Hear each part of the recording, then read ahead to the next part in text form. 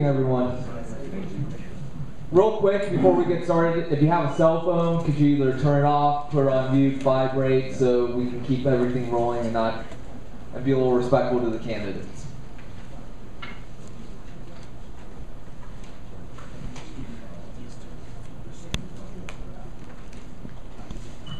Thank you all. Thank you all for coming out.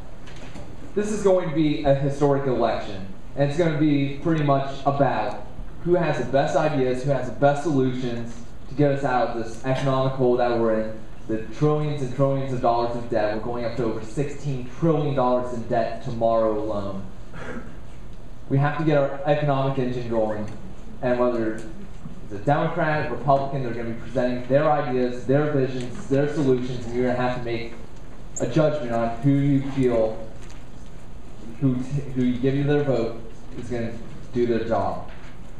Second thing this election is going to be about, it's going to be a rejection of what we call big government cronyism, where taxpayers lose. And if you take a look on your shares, Americans for Prosperity, we just released a new ad exposing the cylinder scandal from President Obama's administration that cost you $535 million and 1,100 jobs lost.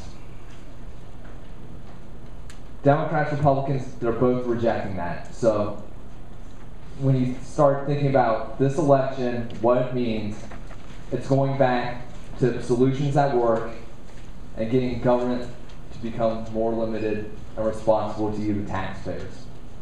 That's what this is going to be about. And you have a wonderful opportunity to hear some great candidates talk and give their views, their vision of what's going to make this country great again. Ron? So thank you all for coming out. Thank you, Nick. My name's Ron Lovis, and I'm a proud member of the Cecil County Patriots.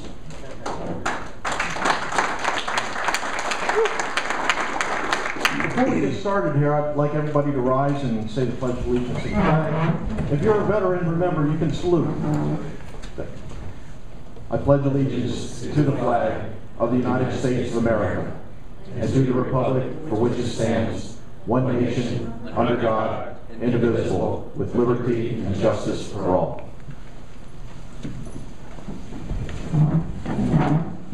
One second, please.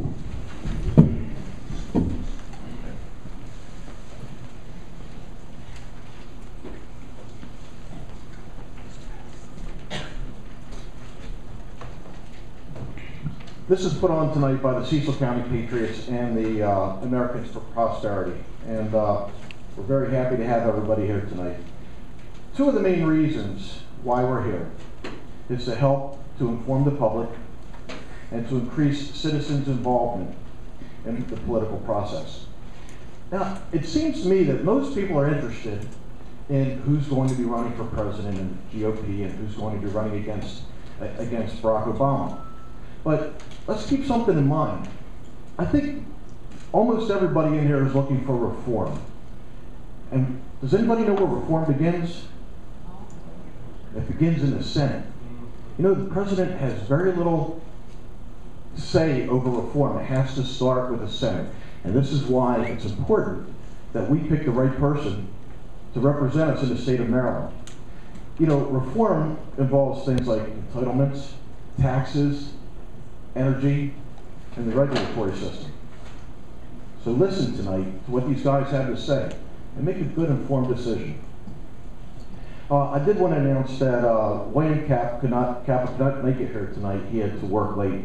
So I think he's going to try to answer whatever questions we had, and we'll try to publish them in the Cecil County Patriots newsletter. Another thing, when you're leaving, if you get a chance, if you got a couple dollars in your pocket, you can donate something. We'll have a can back there to help pay for the facility tonight. If you're not working, don't worry about it, but whatever you can do will be greatly appreciated.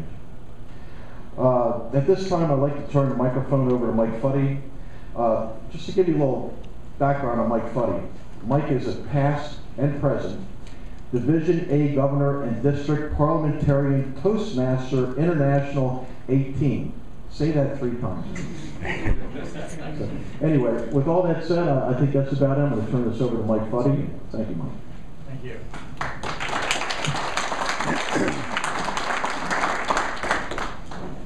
Good evening, everybody, and welcome out here this evening. Parliamentarian just means that I have way too much free time in my hand at one point and could read the Rogers Rules of Order.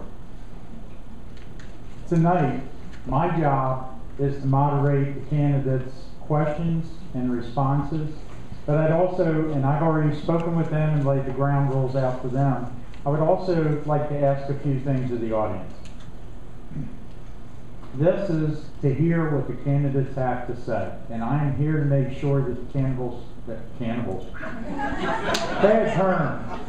that the candidates, I am a Republican, by the way, that the candidates have the fairest opportunity to say what they have to say. I appreciate, and you should appreciate, that they have different opinions and are going to answer differently. If they all gave the same answer, we wouldn't need 5 of the 6 people sitting behind me. We just need 1. So I ask everybody to please listen to what they have to say, make notes. I ask that nothing come out of the audience midstream if you disagree with somebody, no outbursts or anything along those lines, because everybody deserves to hear what they have to say, and they deserve the opportunity to say it. Where you can voice your opinion is the voting booth. I'd like to say I have no stake in the game. I'm from Delaware. But unfortunately I can't say that because one of these gentlemen might be helping to run the country, which also affects my state. So I'll be listening too to see what happens. You may be looking at a future senator. You may be looking at a future president. Keep that in mind.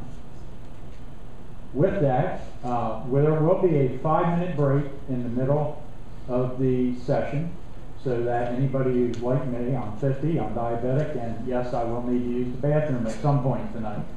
We can all use the bathroom, get a drink of water, and then sit back down. It will be a strict 5 minutes so we can pick back up and move along with the questions. The candidates have a timing light up here that when they have 30 seconds left, yellow light will come on. When they have 10 seconds left, a red light will come on. When they have no time left, a bell will ring.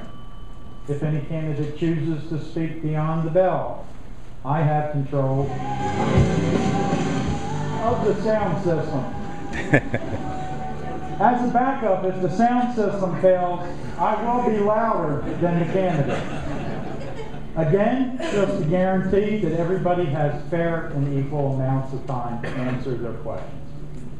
Does anybody have any questions from the audience before we start?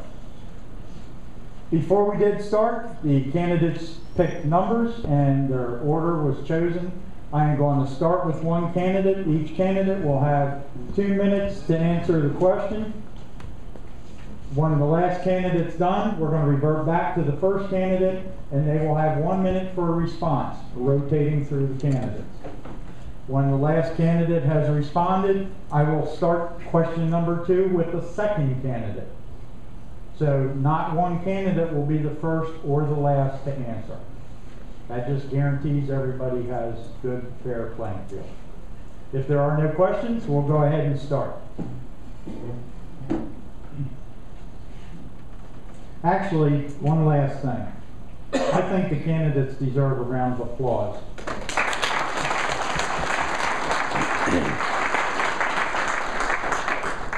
Public speaking is one thing. Public speaking when you're working towards a race like this increases the pressure even more on the individuals. So I give them a lot of credit for even being here and being in front of you and willing to face their constituents.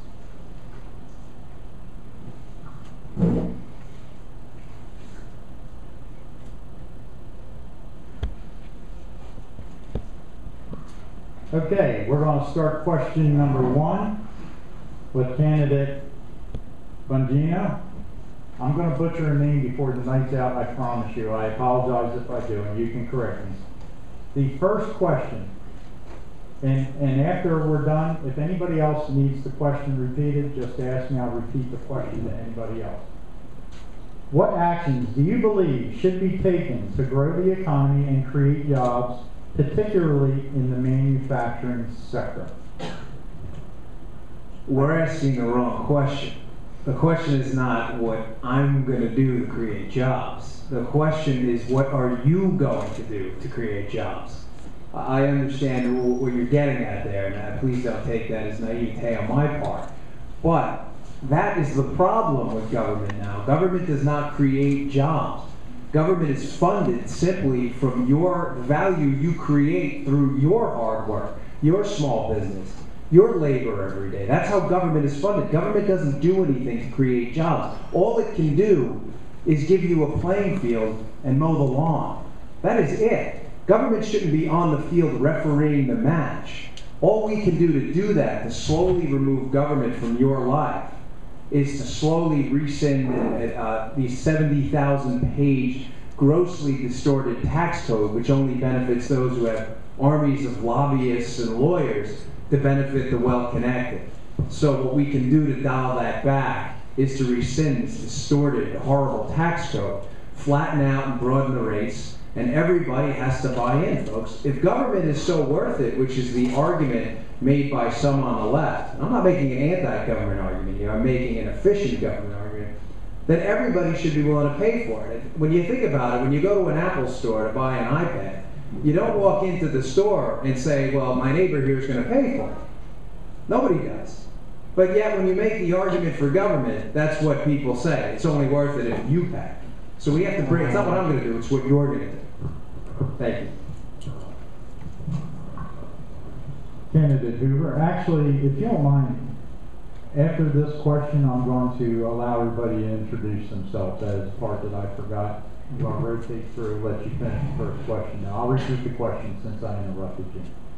What actions do you believe should be taken to grow the economy and create jobs, particularly in the manufacturing sector? Candidate Hoover. Well, when I'm elected to the Senate, I will vote for things like the Keystone Pipeline that the President insists on blocking, because that's how jobs are created. And for some reason, the President doesn't want to create those jobs. Secondly, I would try to get more of the jobs back to our country from China. Personally, I get sick and tired of going to the store and everything you see is made in China. I don't understand that. No wonder we don't have any jobs in this country when industry keeps sending jobs over to other countries. Perhaps we need to implement a higher taxes or put some taxes in place on industries that do that on the jobs that are sent to other countries, and that might encourage them to bring some of those jobs back to America where they belong. I don't have any particular wonderful ideas or secret plans on how to create jobs. It's all a matter of people that have the desire. If we can lower taxes, put more money back in people's hands, they'll have money to go out and create jobs. They'll have money to invest and be able to make the economy stronger, and that will grow jobs. I'm sure there are a lot of ways that it can be done. We just need people in there that are willing to do it, and I personally don't think the people that are down there now are doing a very good job. Thank you. Thank you. They have a separate mic there. Would you repeat the question again? Yes, I sure will. What actions, candidate Vaughn, what actions do you believe should be taken to grow the economy and create new jobs, particularly in the manufacturing sector? First of all, good evening, everyone. To answer that question is to understand what the United States Senate represents and understand what the role of a United States Senator is. There are over 100 people who sit in one room who basically looks at our lives and how we make it. In terms of the manufacturing, your question, the real issue is enforcing the laws that are already on the books. Perfect example. I think the best and the brightest in America are the citizens that are born here. We need to find those who are not bringing those jobs back to American citizens in manufacturing. Perfect example of this is in December, there was an article that came out on ABC News talking about the president's shovel-ready jobs. You know where those shovel-ready jobs went? They went to foreign companies that use foreign workers from China. My philosophy is we put people and principles back versus party and politics. We employ the best and the brightest, which were born or naturalized in this nation. It's time for us to stop being the nation that understands and forgives those who come here and don't come here the right way. My family came here on slave ships and from South America, but at the end of the day, it's about putting American jobs in American citizens' hands. And as a United States Senator, I will fight for the right for anyone to work, and I believe that in the state of Maryland, I gotta shut up. Thank you very much. Candid Rose. You don't have to shut up, no. Good evening, everyone. My name is Robert Gratis. My policy, and I understand full well that government doesn't create jobs, but part of my campaign platform, I've run for Congress twice, and this is my first time running for Senate, but all throughout, I've advocated an end to the personal income tax. You see on my literature, in the IRS. That is because just over 100 years ago, in 1913, three terrible things happened to this country. First, the 16th Amendment was passed, allowing taxes to be collected without apportionment. That was twisted by the courts and by the liberals to say not only could taxes be collected without apportionment from corporations, but they could also be collected from individuals.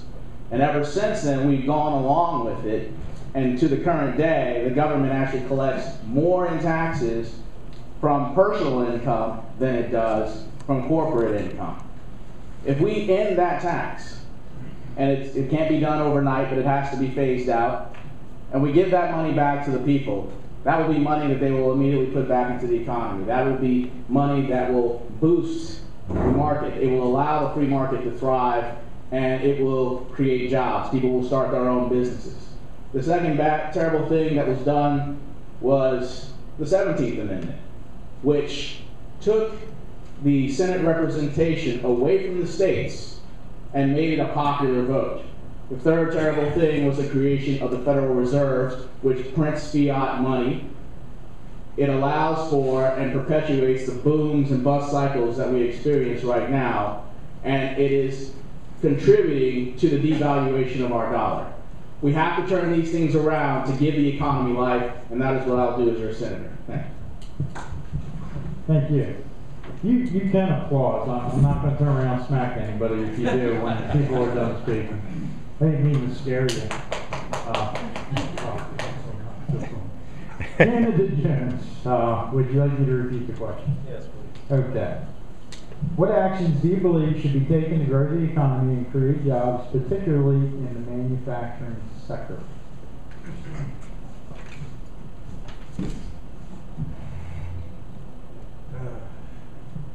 I guess that's why we're all here, right? We're at risk. No, that's okay. This country is at risk. We all know why. We all know we need jobs. We all know we need to change something. The first thing we need to do is realize how we got here, where we are, and then we can move forward. Have you heard about Keynesian economics and spending? Do you believe that it works? Okay. What about cutting taxes? Does that work? Anybody? They both work. They work for Reagan. We've been spending since FDR. They both work. What's not working right now is that this is not just the United States economy anymore. It's really become a world economy. The spending that has been done over the last years is working. You can see it in China. They're growing. The money that is coming to us, we're spending at the Walmarts because all the products are Chinese made. And that money ends up in China. And they're using it to grow. Cutting taxes works. But if we cut taxes now, just across the board, the people that have manufacturing facilities in other places like China and India will say thank you.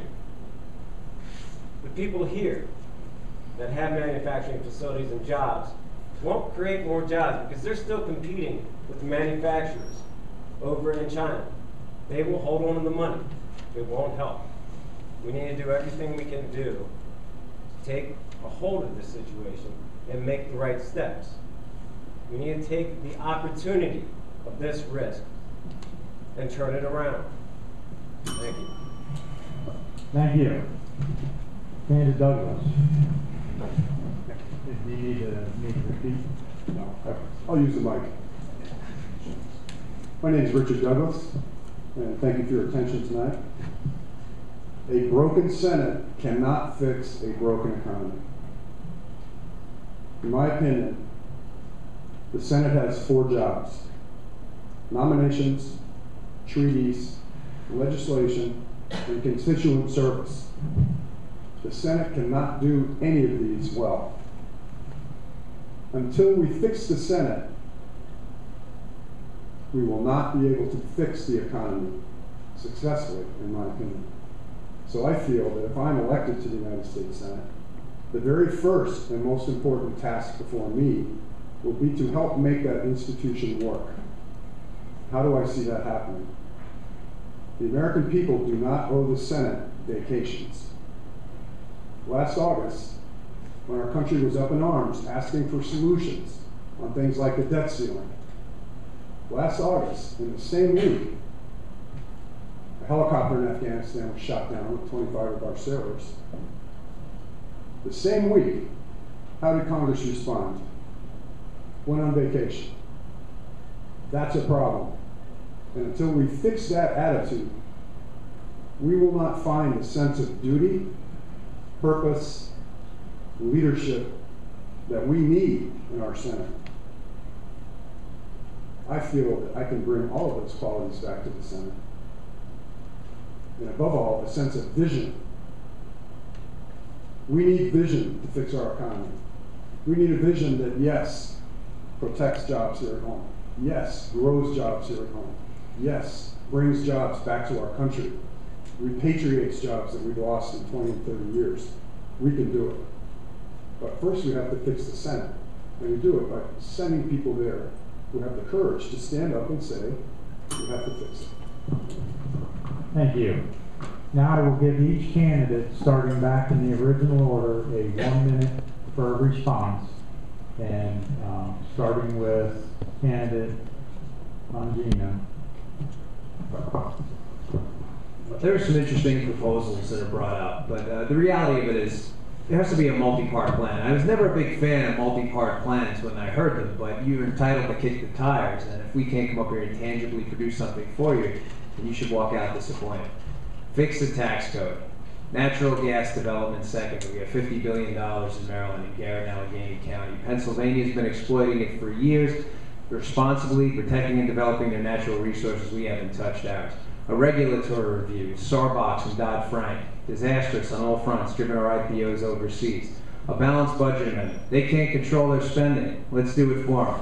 Finally, let's switch our scoring process by the CBO from a static to a dynamic analysis. Why would we do that? Forget all the fancy terms. We would do it so we get real, clear, actual costs of what government programs are actually costing you. We don't do that now. We do these artificial, chimerical analyses, and that's why we're always wrong. Those 5 things, we do those 5 things, you'll see our economy take off like a rocket ship. Candidate Hoover, a 1 minute response from you. Well, I have several articles that I put on the table over here if you'd be interested in picking them up, one of which is what I call political extortion, which deals with taxation. The fact that we're taxed to death all of our lives, we're taxed for the money we make, we're taxed for the money we spend, we're taxed for the money we save, and we're even taxed after we're dead, which to me is just really amazing. But that is one of the biggest issues I think we need to deal with taxation. If we can get taxation under control, fix the taxation system, how the government is set up, have a standard tax rate such as 15, 20%, whatever works good for everyone, so that everybody is paying a fair share, not necessarily a lot more or a lot less. And fix the government. That's the biggest thing. Get the Democrats out, put some good, God-fearing, constitutional Republicans and others in, and we can fix this mess. but it's not going to happen overnight. It takes a little time. Thank you, Governor Palmer. Governor Palmer. I tried. I'm having an aneurysm here this evening, I apologize. Are we still talking about manufacturing? Yes, response to whatever you heard on the first question. Well, can you hear me over there? Because I want to make sure. We got to be very specific on what you're asking. You're asking about manufacturing, not taxes. And here's my stand. As a lifelong living Marylander, I remember when we had Spurs Point, where we had Bronin Highway, where we had a sense of accountability because the common worker, whether he graduated high school or college and worked at the Point or Bronin Highway, took a great love for his situation. We've got to get those people in Washington to understand, and if you put me there, that they are servants of the citizens, and they're not, the citizens aren't serving them. We have to protect the common man's job, the American citizen's job, and once we do that, then we tackle taxes, and then we finish the Senate. Mr. Brady. Yes, my primary objective is going to be to uphold the Constitution as a senator, as my oath will declare. It will not be my job to pick winners and losers in one sector of the economy or the other. And I will do my able best to make sure that I vote against any legislation that does this or any legislation that violates the Constitution in general. I mean, we saw $787 billion of stimulus spending. We saw cash for clunkers. We saw all of these efforts by the current administration to boost the economy in one way or another, and most of it failed. But the reality is, most of the country would be happy to see them trying, to see them doing something. The reality is, we don't want a do something Congress, we want an undo Congress. I want to undo all the unconstitutional activity that's been going on in Washington. Thank you, Mr. Jones. Well, that's all I'm saying, that we have to turn this around. Right now, the economy worldwide is stagnant. It's not moving forward, it's not moving backwards. Over the last 10 years, it was ripping and roaring because there was a lot to be built in China, building it up in foreign countries. That's what all the money was going toward. And it has slowed down. And everybody keeps trying to make it go forward again. We need to just let it do its natural business. Come back. We need to encourage businesses to understand why the United States is the opportunity now. That's how you get jobs in America. That's how you get small businesses to create jobs. How do you do that? The money's out there. We can't let banks just take the money that we gave them, sit it in an account, and pay them interest on it. They have to spend the money. We have to do what we mean. We can take bonds and charge them. Thank you. Make them spend. They need to spend the money. Mr. Douglas. The last time the tax code was overhauled was 1986. Ronald Reagan was president, Mikhail Gorbachev was in the Kremlin, China was relatively weak, Japan was going strong, and our jobs were going to Mexico. Remember Ross Perot and the giant sucking sound? That's pretty much when it started. It's fundamental to fix the tax code. You get the tax code out of the way by reducing the burden on business, by reducing the burden on interstate commerce, by reducing the burden on foreign commerce, by making our nation, once again, an attractive destination for capital. But I come back to the same thing. You send senators with no vision, with no sense of duty or purpose or leadership. The job is harder. We have to send the right people. Thank you. Before we start the second question, I am going to revert back to the introductions, and I'm actually going to start on this end and work back, mix it up a little bit. So I will give you 1 minute to introduce yourself, Mr. Douglas. My name is Richard Douglas. I served in the Navy. I'm an Iraq veteran, Baghdad in 2006. I served in the submarine force in the 1970s. I worked in the U.S. Senate for 5 years. I was Jesse Helms' treaty lawyer at the Senate Foreign Relations Committee, and I was general counsel at the Senate Intelligence Committee for 2 years. John Bolton has endorsed my candidacy, along with Senator Mark Hurt of Illinois. I worked for President Bush in the Pentagon. I was Deputy Assistant Secretary of Defense for counter-narcotics, which means basically Afghanistan, Pakistan, Colombia. I have my own small business in College Park. I'm a former diplomatic officer in the Foreign Service. I served in Juarez, Mexico on the border in the 1980s. I speak Spanish fluently. I was a volunteer lay chaplain at the District of Columbia Jail with the Latino inmate population, and I'm very happy to be here. And thank all of you for making time. Thank you. Mr. Jones. My name is David Jones. I don't have a resume nearly as impressive as that. Don't worry about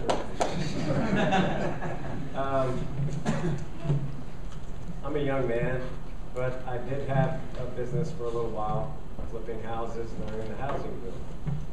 I am a father now, and I'm a single dad. He's my sole responsibility in the world, and he's my responsibility alone. Now, I took that into account a few years back in 2007. I knew where the market was going. I left my business, making 3 times as much as I do now, because I knew what was coming. I know what's coming now. And I guess I couldn't call myself an American if I just sat by and watched it happen. I see what's out there. If we don't do something now, we won't be able to do something later. Thank you. Mr. Brady. My name is Robert Broadus, and I used to be an independent who regularly voted Democrat, until I realized that the Democrat Party was totally selling me out and the votes of people like me from Prince George's, Baltimore, and all throughout the state. And I said, I can't vote for the party that supports abortion, illegal immigration, and same-sex marriage, so let me check out these Republicans. And not only did I find out that they were the party of conservative values in the Constitution, but there was a whole history of the Republican Party, whether it was Abraham Lincoln or the first blacks in Congress or the first women in Congress, that I had not been told about. So I ran for office in 2008 and 2010, and I'm here again to spread the message across the state that the Republican Party and conservative values are what we need to turn our state around and to turn our country around. And with your help, we will do that in November. Thank you. Mr. Vaughn. Ladies and gentlemen, good evening. My name is Corrigan Vaughn, and I'm going to try to be very brief. I'm a son of a minister, and you know when you come from a minister's family, you love to talk. But at any rate, I am the birth of 54 grandchildren. My father's the birth of 13 children. Interestingly enough, out of the 54 grandchildren, 53 of them are females. So I have a lot of respect for women because women rule the world. At the end of the day, I have to share something with you. I'm a proud man who happens to be one who believes that we've been taxed enough. I'm a Tea Party member. I'm an American citizen, and despite all of these other resumes, at the end of the day, I was one of the people who was a corporate manager for U.S. Air, who was on the bridge when that United plane hit the Pentagon.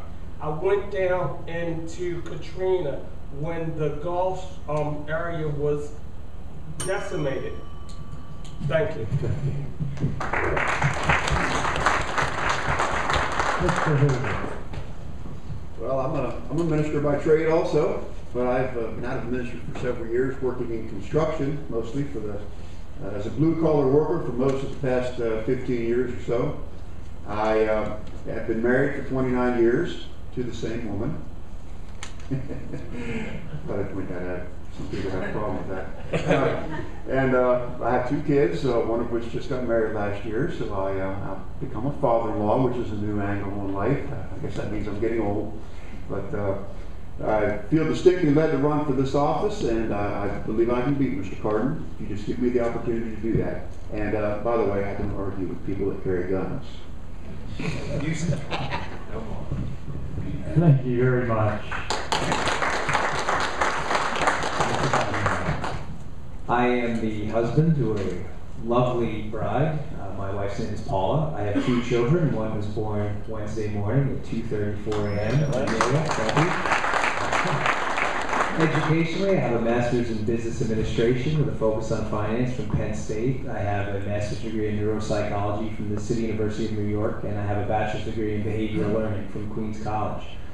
My work history, my resume, my CV, I was a Secret Service agent for 12 years. I resigned to run for office. I didn't retire. I coordinated the START Treaty in Prague, the signing of the START Treaty with the Russians, traveled to Afghanistan and 27 countries in the process, where I was the lead security official for the United States government. I was also a police officer with the NYPD for 5 years, where I paid for college. And like I said, my most important job is being a husband and a father to my newborn. So thanks for having me. I really appreciate it.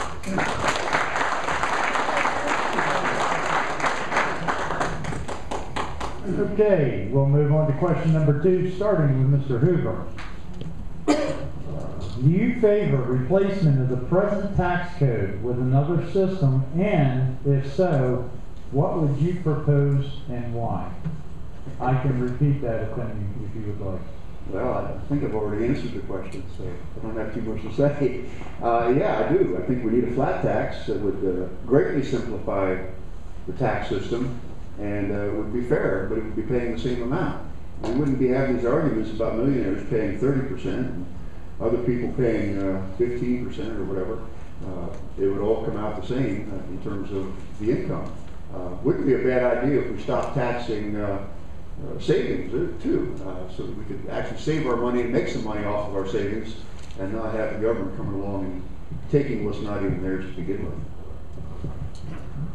Thank you, Mr. Vaughn. Well, basically, do I favor the present tax code? I think it should be dumped somewhere in the Atlantic Ocean.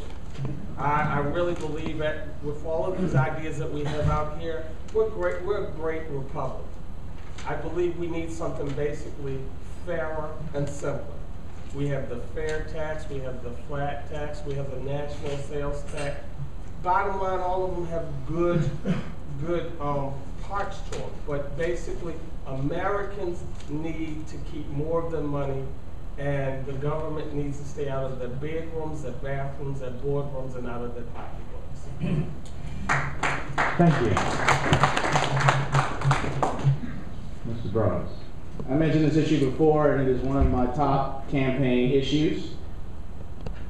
The various other tax schemes under consideration, especially the ones that have been talked about during the presidential debates, are interesting, worth looking at, and some I would support. The one I would most lean towards would be the fair tax, specifically because it would be the equivalent of an excise tax, and you as the consumer would be able to control the amount that you're taxed by controlling your spending habits.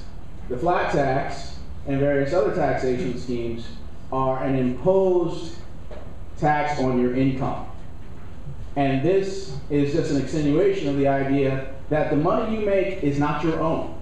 It belongs to the government first, and then they decide how much of your money you get to keep. I am absolutely 100% opposed to any system. The current system is called the progressive income tax.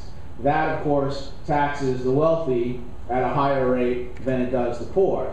It is designed to spread the wealth around. It follows the ideals. It is actually one of the planks of the Communist Manifesto. So I'm 100% opposed to that. But the system that I'm more interested in is the system that the founders gave us. You see, under the Articles of Confederation, they had what was called the requisition system, where the states collected the taxes, and it was a tax on your property. It was a little bit progressive in a way, because the more property you own, just like in state taxes, the more you pay. But when we rewrote our Constitution, it specifically says that no capitation or direct tax will be collected unless by apportionment, which is the way that we appoint our congressional representatives. So Maryland having 8 out of 435 representatives, Maryland's tax burden is 435th. It is designed for equal distribution across the United States. It is the only fair system, and it is the only system consistent with our Constitution. Thank you. Mr. Jones. I don't really have to get up for. I don't really have to stand up for this one. It's pretty easy. The current tax code is horrible. I mean, it's 3 million words long. It's ridiculous, and it's just full of loopholes and things that don't work. We're at a point where there's a lot of discussion about the rich and the poor, and that divide getting greater and greater. I think it's dangerous for the country to label the rich as the evil ones. The rich do what makes sense. They have a job to do, to make a profit. They're not evil. So we do need to simplify our tax code so that an average man can have a conversation with a rich man and say, I make $30,000 a year and I pay $5,000 in taxes. What about you? Well, I make 50 times as much as you a year, and the government looks at me as somebody that's not one person but 50 people. And so I pay 50 times as much tax. It's easy, it's simple, it's fair. That's my position. Thank you. Mr. Douglas. This does not have an income tax in it until 1913. So we went 1789 to 1913 with no income tax. That took a real change of mindset. We need a new change of mindset. Our tax code was originally drafted in 1913, the last one in 1986. We must change it. I'm persuaded that a flat tax is the right direction, and I'm glad that we're finally talking about it. But I also think it's important that we cannot think about the tax code in isolation. We have to consider the way it works with the other parts of our economy, other domestic obligations, the state obligations, and the state rights to tax under state constitutions. We have to think about international obligations, how it all fits together. What that takes is leadership. People who are going to go and do it with the interests of the people at heart and not the interests of the incumbent or the next election. That's the most important thing in my mind. Thank you. Mr. Bongino. What is a tax? A tax is just a disincentive to purchase a product, whether it be this table, the chairs you're sitting in. That's all it is. When you buy a product, whether it be this chair or this table, you go home and say, well, it's $25, but only 20 of it's the real price. The rest is tax. Has anybody done that? So what is a tax? It's a disincentive to purchase a product by increasing the price. Now, no one up here is arguing, no one that I know, that we don't need to pay taxes. We have to fund our military, police, fire, teachers, a corruption-free court system. These are all necessary things that are funded by our tax dollars. What we're not going to argue for is the Cowboy Poetry Festival, which is what it's only funny because it's real. It's what Harry Reid got up on the Senate floor and said was a legitimate role for your tax dollars. Now, I already discussed my proposals for the income tax system, flattening and broadening, 5, 10, and 15%. Robert is right. Progressive taxation is not really an efficient way to allocate capital. But I'll be honest with you, folks, we have to move on the margin here. A bold change in adding a consumption tax tomorrow without a proper sunset clause for the income tax, you know what you're going to get? You're going to get both. That's what you're going to have. But I want to quickly address the corporate tax. It's the highest tax rate in the world at 35%. But here's the joke, and the joke is on you. The joke is we pay 16%. That's the effective rate overall, average across companies. So if it's 35%, which is a major disincentive to locate your manufacturing businesses and services here, services which are taxed here in the United States, why not just make it 16% anyway? The reason? These one-party establishment bureaucrats we have in D.C. love to do favors for their campaign donations. And that's why they love the 70,000-page tax code. Make no mistake. If it was 16% flattened, you would have a flat playing field for your companies and your businesses to take off.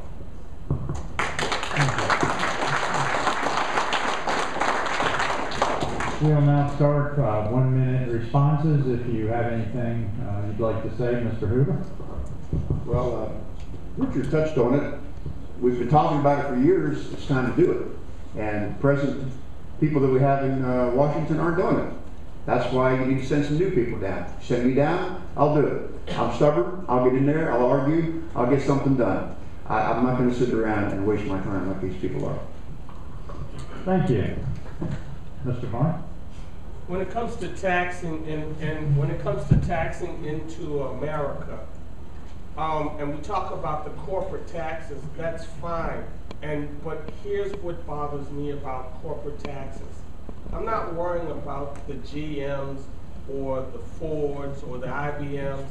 I'm worrying about your small businesses trying to grow. At the end of the day, we have to, as your next senator, I will propose that we do something that, once again, is fairer and simpler. America is grown on the hard work and the sweat and the tears of all Americans. And if a mom and pop store grows, then our economy grows. And they should not be penalized for their growth by the government taking 2/3 of their stuff and leaving 1/3 for them to fend for themselves. So I believe we need a tax code that's fair and simple. Thank you. Mr. Burgess. In 1773, in Boston Harbor, the Sons of Liberty protested a 3% tax on tea. Now, that was not an income tax, that was a business tax. When you accept a flat tax, when you accept a tax on your income, regardless of what the rate is, you're saying, okay, government, go ahead and take my personal property. The Fifth Amendment protects your right to property. We've got to start standing up for it. We've got to start standing for our God-given natural rights. When you go out and you do work, how much of that is profit? None of it. You take all of it and you spend it on your family and those are your family funds. When a business goes out and works, it gets to write off all these benefits. It gets to write off the electric bill, the gas bill, what it has to pay to employees. The businesses can much more afford to pay those taxes than the individual. So what we have to do is start a movement, and I want to put this in your minds now because it's not something that can be done quickly. It has to be done over time to end the personal income tax. Thank you. Mr. Jones. The last time I was referring to the income tax, not the business tax. I know it's interesting that the personal tax code varies depending on how much you make. But when it comes to business, it is flat across the board, whether your business has manufacturing facilities here or in China. I think we should turn that around. China is subsidizing business in their country. They're playing this game, we should play it back. If you want to have manufacturing facilities in China, and jobs in China, and growth in China, fine. You're going to pay a higher tax rate. And the businesses here, the corporations that have manufacturing facilities and jobs here, I'd take it all the way down to zero if it got people to bring jobs back to this country. Thank you. Thank you. Mr. Douglas. My last word on this. We have one more. 2 years ago, your organization restarted this conversation because of your anger and your passion, and you went out in the streets and you elected a bunch of senators and members of the House of Representatives. This election is the next phase. This is after you made the beachhead landing. Ben Carter's been an elected official in our state for 44 years. He took office in 1967. Lyndon Johnson in the White House. Maryland General Assembly, House of Representatives, U.S. Senate. Who can name one item of tax reform legislation that he's ever introduced or championed in the Senate? Yeah, me either. We need new people. We need people who will stand up, put Maryland in front instead of in back, instead of being a reliable vote for Harry Reid, to make a difference on things like tax reform. We can do it. You started it.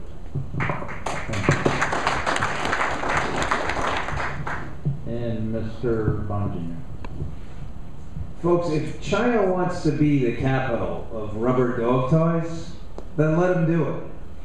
China has no value-added manufacturing whatsoever. We need to stop picking these straw men. There are problems with China with government procurement, IP theft, Formosa Strait. There are a number of issues with China we can have a good conversation about. We're our problem. Government, it's not China. Okay, we build the best products in the world in the global value chain. It will never ever coalesce again. The global value chain has been broken up. It will never ever coalesce. We need to stop picking on straw men. The problem is our tax code. We can talk about China another day. It's our corporate tax code that is causing the massive distortions and misallocations of capital amongst competitive businesses here in the United States. When we look for other people to blame, we're just playing into the liberal agenda. That's all we're doing. Thank you.